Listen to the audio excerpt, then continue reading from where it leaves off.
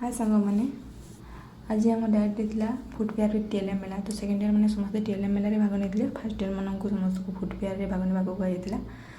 तो आम 16टा पखापाखि स्टल होता आमको फास्ट गोटे टोकन नेवाक पड़ो जो स्टोर आप खाइबा चाहते टोकन देकी पेमेंट करके आप खाईपारे।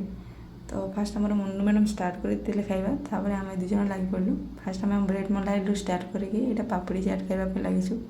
एवरीथिंग भल लगुला एफोर्डेबल प्राइस था। आपन को 10 ରୁ 15 टंकार सबकि मिल जाए।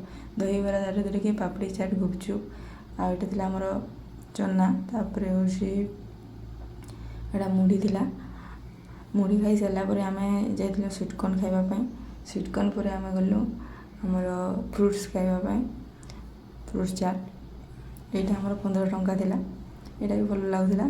तापर आम गलु आमर कस्टार्ड कौन गोटे थी से खाइबापी। देखुवे केते संख्या पिला अच्छा एठारे।